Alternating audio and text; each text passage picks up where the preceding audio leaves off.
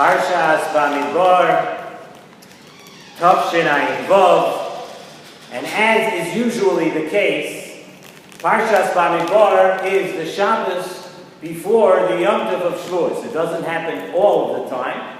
Once in a while, Parshas Nosai will precede Shavuos, but I think it's just about all the time, Parshas Bamidbar. And we're going to take really tonight off of Parshas Bamidbar. We're going to speak about the Yom Tov of Shavuos, and we're going to say a beautiful, beautiful thought about Shavuos. And you know, we always say that every week, every thought, and every piece of the Nesivos Shalom is actually really, really beautiful. But this, when I saw this one on Shavuos, it was mamish like sweet like sugar, or for those of us watching our calorie intake, sweet like Splenda, whatever it is, but it's absolutely a beautiful, beautiful thought and a beautiful piece, and something to think about for Shavuos. So what's the connection to Parshas Bamidbar? The only connection I can think of really, I mean there are many, but right now I'm thinking Bamidbar is all about counting. This week's Parsha was speaking about counting Klal Yisrael, and the whole way to Shavuos, all the steps of the way are also about counting. So we're going to discuss tonight an interesting thing that the Nesivos Shalom speaks about, and he brings it from the Sefer Divrei Moshe, which was written by one of the Talmidim of the Baal Shem Tov. And he says like this: we know when we discuss Kabbalas HaTorah, and everybody knows this from when you're a young child, and we know that what did the Klal Yisrael say when they came to Kabbalas HaTorah time?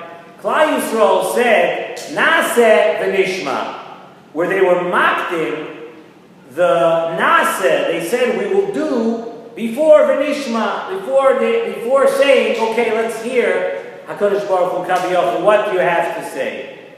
And really, though, the question is, and if you think about it, this question begs to be asked: how is it possible to do something before you listen and actually know what will be instructed? Okay, it's a wonderful thing that we said, Na'aseh v'nishma. We're going to do and then we'll listen. But what are you going to do? What are you doing? You weren't told what to do. You didn't get the instruction book. You didn't get any instructions sent over to you. So what is Na'aseh v'nishma? We're going to do and then we're going to hear. So the Gemara in the Masechta Kedushin, Daf Pei Beis Amud Aleph, we just learned it in the Daf Yomi a very short time ago. The Gemara tells us that Avraham Avinu was mekayim the entire Torah even before the Torah was given. That's what the Gemara says, that Avraham Avinu was mekayim the entire Torah. So once again, on this Gemara, really we have the same question. How is it possible that Avraham Avinu was mekayim the whole Torah? And how is it possible that you can tell me that Avraham Avinu was mekayim the entire Torah if Avraham Avinu wasn't told what's in the Torah? The Torah wasn't given. So how, we have the same type of question that we have about Na'aseh v'nishma. How is it possible that Avraham Avinu kept the entire Torah without knowing what is commanded? And the answer, says in the Nesivos Shalom, it lies in the thought that is brought down from the Magid. He says, brought down in the Nesivos Shalom from the Magid of Zlatchev, the Chiziyagin Aleinu. It says a beautiful, beautiful thought.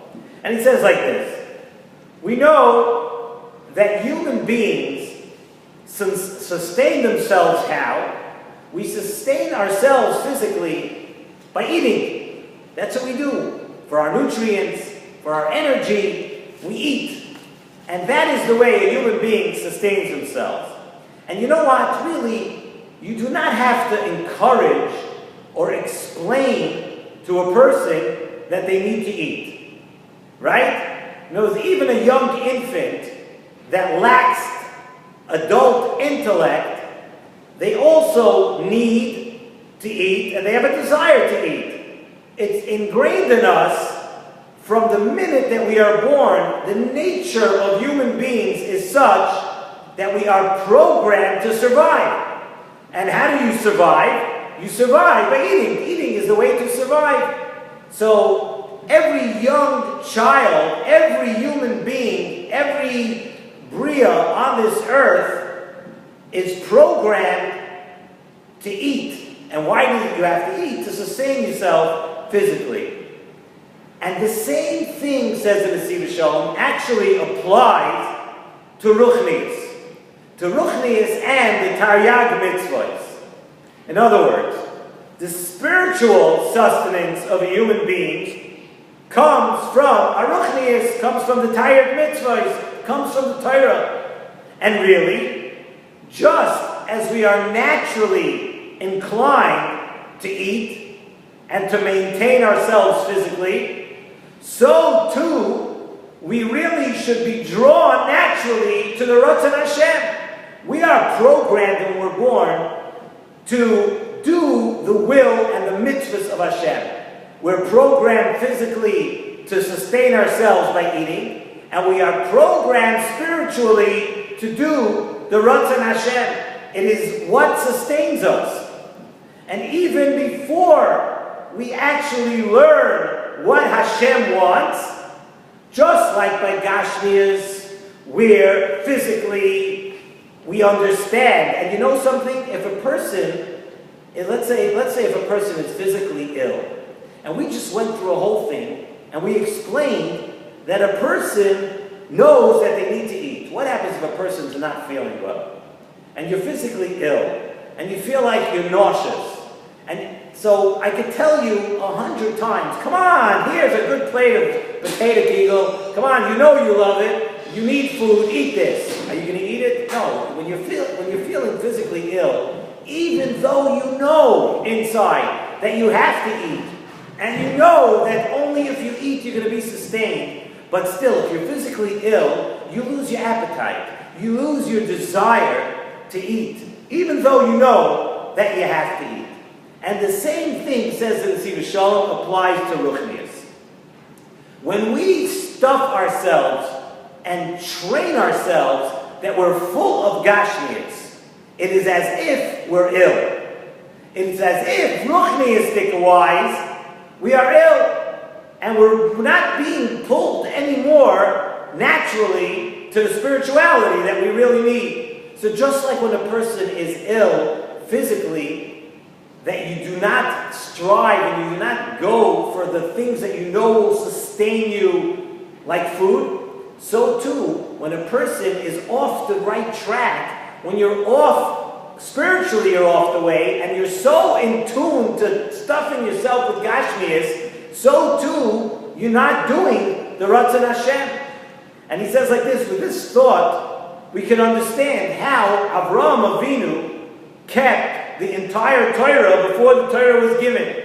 He says Avraham Avinu was so kadosh from a young age that Avraham Avinu's limbs were naturally and instinctively drawn to the will of Hashem. We're all born that way. Every one of us is born that way, but we mess it up.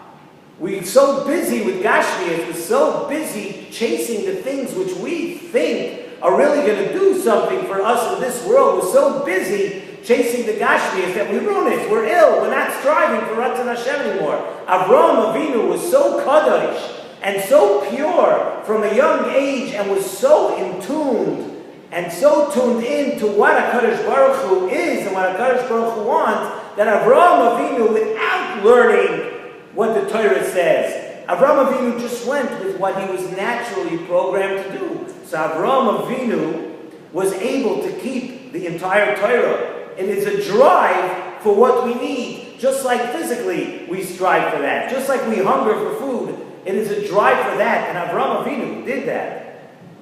And from seeing how and with what Avraham Avinu saw, with what he was being drawn and pulled closer to Hashem, Avraham Avinu knew that that was something that he should be doing. And therefore he was able to keep the entire Torah.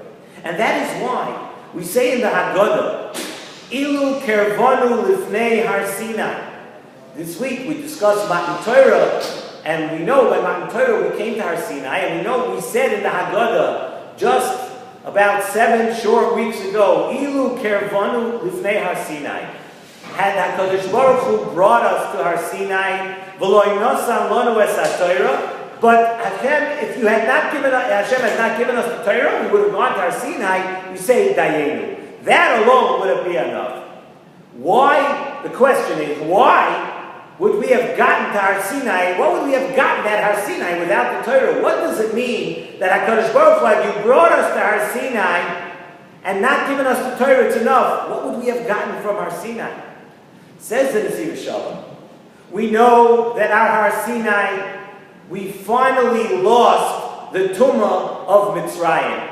We had gone up now, all those madregas, and when we came to Har Sinai, we lost the Zuama. We lost the Tumah completely that we had gotten in Mitzrayim, and you know what happened? We returned to our natural state of Kedusha. When we got to Har Sinai, we finally lost all the Tumah that we had acquired in Mitzrayim, and now we were back to our natural state of birth, our natural state of Kedusha. So now we were again naturally being pulled to the Ratzon Hashem. So ilu kervanu lifnei Har Sinai, had HaKadosh Baruch Hu just brought us to Har Sinai and brought us back to the state where we were born, where we were now in tuned again, and so in tuned with what the Ratzon Hashem is. And Hashem brought us to Har Sinai, still dayenu. You know why? Because we're back in your natural state, the way you're programmed from birth, that you should be striving for the Ratzon Hashem. We would have known what to do without getting the Torah. And that is, ilu kervanu, that is coming to Har Sinai would have gotten us that. And that taka would have been enough. But of course we're thankful to Hashem that we got the Torah. But we would have known what to do without getting the Torah. It would have pulled us naturally in the way of the Torah. And that is the Naseh before Nishma. We ask the question, how is it possible Naseh v'Nishma, that we're going to do before we know, before we get our instructions? You know what it is? If you're dedicated and you're focused and you're in tune with your ruchnius, if you're willing to go back to the state and live by the way which HaKadosh Baruch Hu created us, and the way He created us is that just like we strive for food physically, we strive to do the Ratzon Hashem spiritually. And if you're ready to do that, then yes, Naseh v'Nishma. We're programmed from birth to know what we have to do. It is possible to do before HaKadosh Baruch Hu would have told us at Har Sinai what it is. The Naseh before Nishma is possible. And the Nesivos Shalom says that it is possible not just then at Har Sinai. The influences and the things that we are able to accomplish in our lives spiritually come around every single year. And just like on Rosh Hashanah, you get a new start. On Rosh Hashanah, you're able to begin again, and we know that, and we feel it. So too, when it comes to Shavuos, every single year, all the opportunities of Kabbalas HaTorah that were given to us at Har Sinai are now given to us once again when we come to the Yom Tov of Shavuos. And we're able to do that Naseh v'Nishma again. We're able to realign ourselves. We're able to bring ourselves back to that state where we're totally connected to HaKadosh Baruch Hu, where naturally we want to do the Ratzon Hashem. It's time to put aside the running after the Gashmias and thinking that the Gashmias is going to get us somewhere even in this world.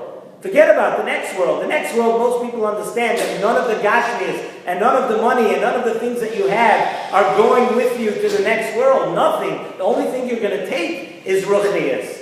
But also in this world, we have to begin to understand that when we are programmed and we do the Ratzon Hashem, we're better off in this world. And at this time of the year, now for Shavuos, once again, it is time to learn that lesson, to understand that lesson. And we should all be zoiche that this year to have a real and emisa spiritual Kabbalas HaTorah.